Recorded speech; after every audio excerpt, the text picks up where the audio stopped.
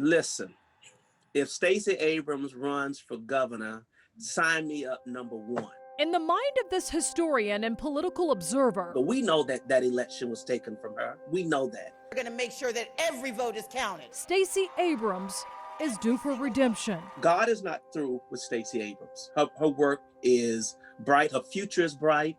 And we're excited and anxious and waiting to hear from her about what her next steps are. One of the nation's most popular and influential Democrats narrowly lost to Republican Brian Kemp in 2018. In a time and in a moment where things feel so hard. But Abrams bounced back. Hope is on the horizon. And spent the next 2 years. Your vote has the power to determine the future of Georgia.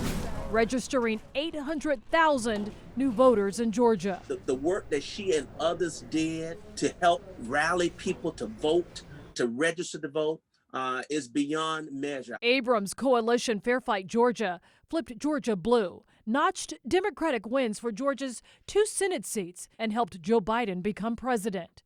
Former running mate Sarah Riggs Amico, who to this day still speaks to Abrams weekly, is encouraging a rematch. I actually sort of pity Brian Kemp if he has to run against her again. Amico says the 1.3 million minority voters purged under Kemp's leadership. Voter suppression has been baked into American elections since its inception. Abrams won't forget. We focus on the Jim Crow era because it was such a stark departure from who we say we are, but it did not disappear with the end of Jim Crow.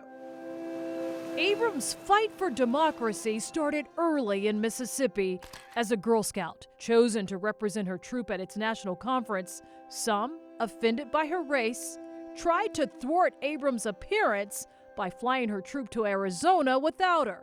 But Abrams seized the moment and flew by herself. When somebody is down and how they behave in times of extraordinary strain or challenge, that's when you take the measure of someone's character.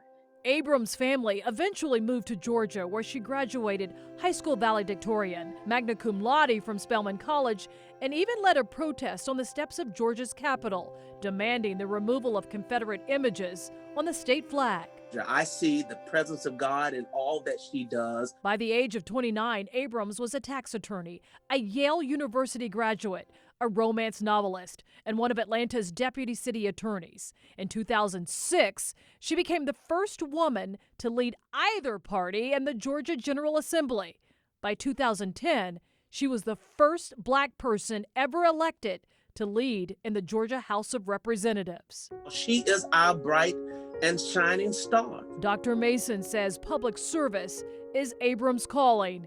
My name is Stacey Abrams. I know you heard me. And now is the time to take Georgia's highest office. We're going to get behind her, and we're going to help to elect the first African-American female governor in the state of Georgia and in the country.